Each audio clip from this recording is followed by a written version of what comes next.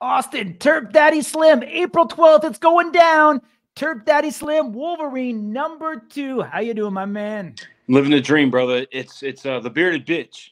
It's not Wolverine. It's Rhonda, the bearded bitch, crybaby hoe, sissy punk boy, anything but Wolverine. He definitely hasn't earned that name. He's a Yeah, fucking buddy. loser. Going in round 2, my man. What's going to be different this time? Tune in live and free on that fucking Rumble app, baby. Be there, be square to watch Rhonda hit the fucking floor unconscious. That's what's going to be different. She's going to be taking a fucking nap live and free on that fucking on that Rumble app. So I'm in the zone. I'm ready for his bitch ass, her bitch ass, whatever the fuck it is. Rhonda, the crybaby little fucking sissy girl. I mean, you've had a monumental rise through the ranks. The first time up against Wolverine, things didn't go the way that you hoped they would have. What did you learn from that match?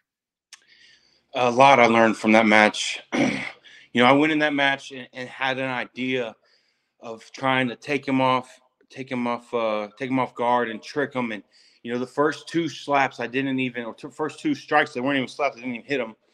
So the first 2 strikes, I didn't even touch his face. I had my hand hovering over his beard because I didn't even want him to feel my hand.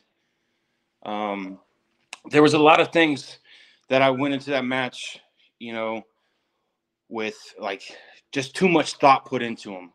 And I'm just going back to the good old fucking Turp Daddy Slim, raw and uncut, fucking nasty.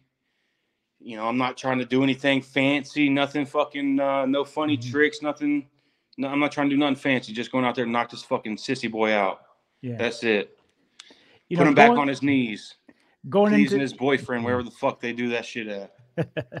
Going into this match, I know there was a war of words all the way back to the media day when you're, shooting the photos.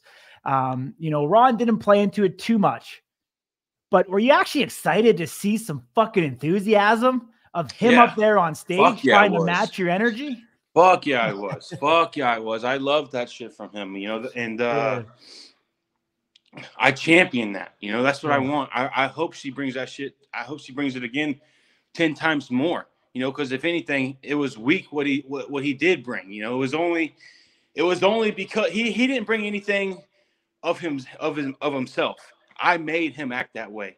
So I'd like to see him bring his own intensity, not something that he only puts on just because he's in the corner like a little fucking scared dog. He ain't even a dog, like a little scared cat or whatever the fuck it is, So, and we didn't see nothing from him because the fucking dummy doesn't know life right from left. He doesn't know how to put words together. So he ain't got shit to say. Got you, my man. What have you been doing, my man, to train and prepare? I mean, I hope you're evolving because you want to get a different outcome this time around. What's the next evolution of Turp Daddy Slim looking like? I've added some resistant bands to my training. I'm doing a lot of resistant work to my slap. I'm doing a lot more upper body work, bench press, dumbbell curls, fucking just a lot more upper body work than previous, and really working on my slap. Working on my technique. I've got my own garage now. I've got my own house. I've got everything I need to just fucking dial in. I'm slapping this fucking bob all day. I got calluses on my hands. My hands are beat to fucking shit from slapping this thing. That loss fucking stung like no other sting I've ever felt. So I'm excited to go to Vegas and show and put on an example of what I've done, since that loss. Words can only explain so much, A picture's worth 1,000 words, and tune in live and free. Absolutely, my man. We haven't talked to you or really got an update, but I know the orbital bone was quite swollen post-fight. Is it healed now, 100% ready to go? Oh, yeah. Yeah, I mean, it wasn't even really that bad, I think, somebody probably took that picture and inflated it or something, made it look worse than it actually really was. It didn't look that bad actually in person. So and it was healed within a couple of days. So it's no biggie.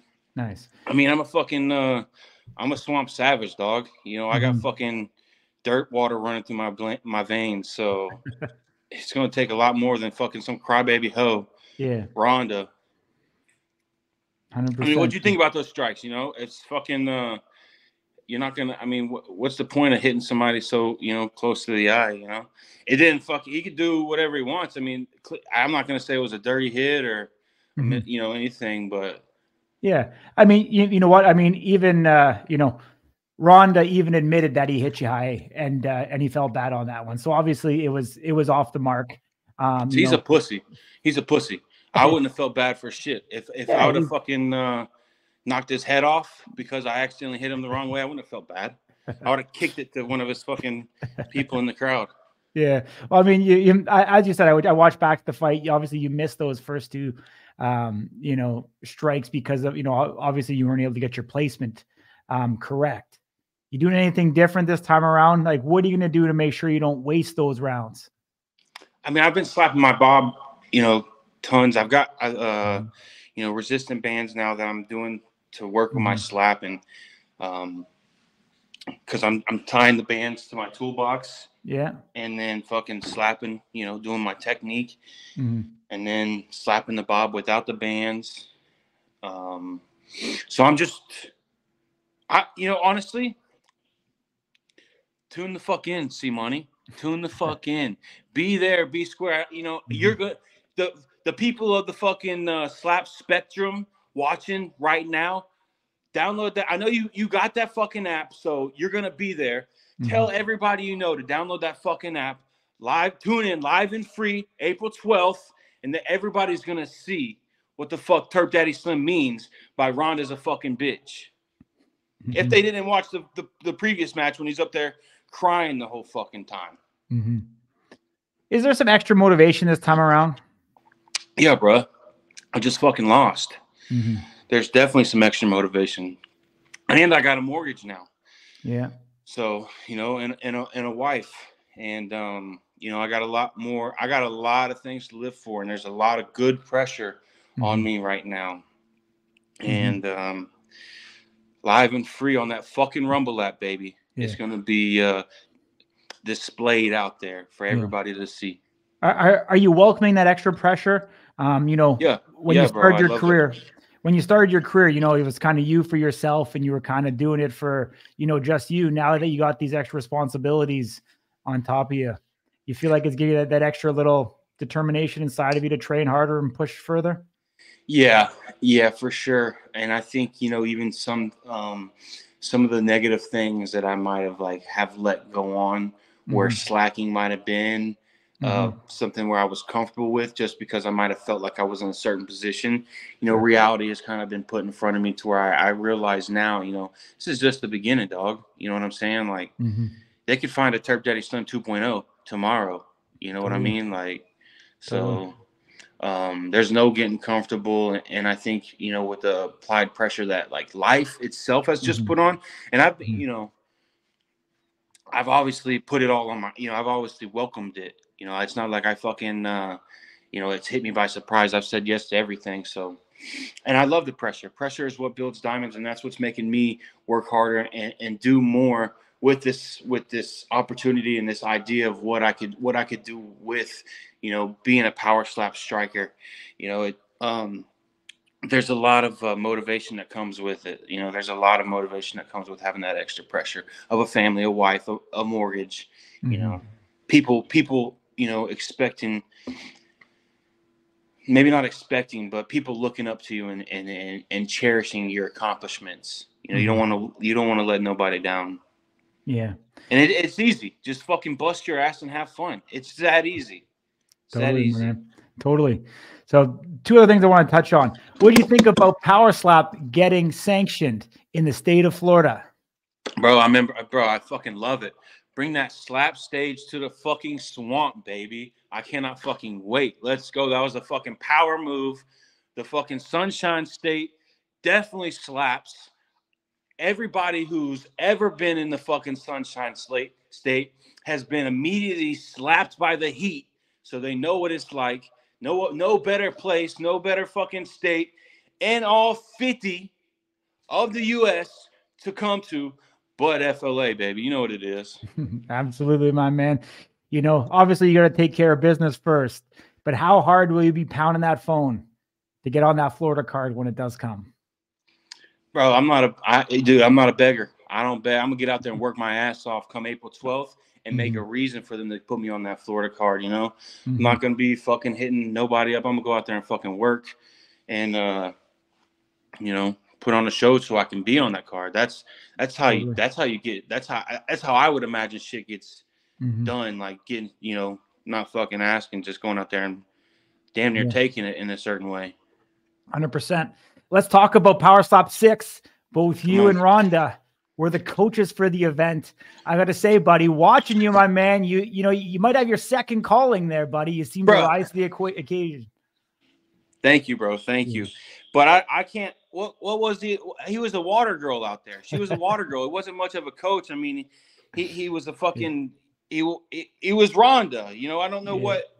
I guess they had to bring him out there, but fuck, you know, I feel bad it sucks just being, you know, I can't wait to knock this fucking weirdo out, bro. That's it. But it was awesome. You know, honestly, being a coach was really cool, you know, because a lot of people, you know, welcomed that energy that I was trying to bring. Like I was just trying to have fun with the whole thing, you know, trying to have fun, just trying to do my thing, you know, enjoy myself and let everybody know it's not about anybody else but that person going up there to strike. You know, it's your fucking time when you're up there. You know, you don't I'm not gonna be your Bill Belichick to fucking take you to the Super Bowl. You gotta be your own Tom Brady and fucking win that thing, dog. So 100%. You know, I was just there for that motivation, that fucking like be a dog with the fucking dog. So you know what I'm saying? Like I'm gonna be a dog, so hop on that fucking dog shit and we can both be dogs out here. You know what I'm saying? Let's break through the fucking cage. And you know, I don't know what the numbers won, but I don't think Rhonda won very many.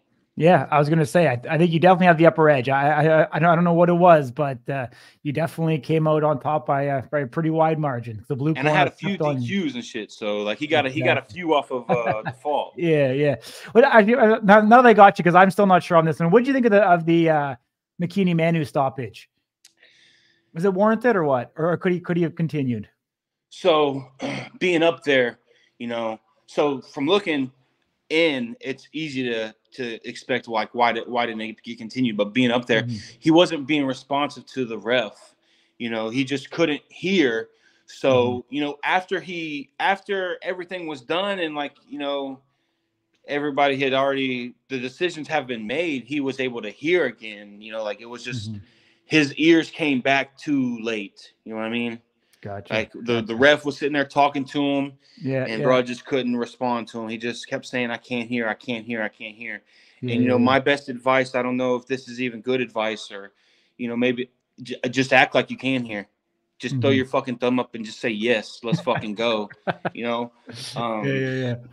But that's what it was, bro. So he just he couldn't. His ears didn't work in time. Yeah. The other controversial call, obviously, Jackie Cataline getting called for clubbing. What'd you think on that? I thought it was a step, if anything. I don't think she, you know, I'm no judge. I'm no referee. And I think everybody out there doing their thing is, as a ref or a judge is doing a great job. But I think it's, in my point of view, it's clearly, it's not a club in my point of view. You know, but I definitely could see where a step would be called just because homegirl was fucking, you know, leaping. You know, she jumped with that shit. But she put her to fucking maximum sleep mode. So she probably didn't really have to jump like that, you know. But she'll get it down pat. I hope she had a bunch of fun up there. I hope she really enjoyed it. And I hope, you know, she sticks with it and finds her way in it. Totally, my man. Awesome, buddy. Well, you know what? Let's wrap it up. I appreciate you joining me. I know you're going to bring the energy all the way in there, right up into the fight week. So I'm going to give you the last word, my man. All right? I want you to look right into the camera. Yeah. If Rhonda is watching this, what do you want to say to her? Rhonda, if your fucking bitch ass has internet out in that fucking bum fucking hick town of Cousin Kissing County you're in, and you're seeing this, fucking find your way to the airport April fucking 12th. Be there in that fucking Apex, UFC Apex, because I'm going to fucking stomp your ass out, buddy. Your ass is going to sleep. You got fucking lucky in October, and your luck's run out, buddy. The fucking 4-leaf clovers are fucking dried up and they're dead now. Your ass is getting fucking a mud hole stomped in you, you fucking sissy bitch.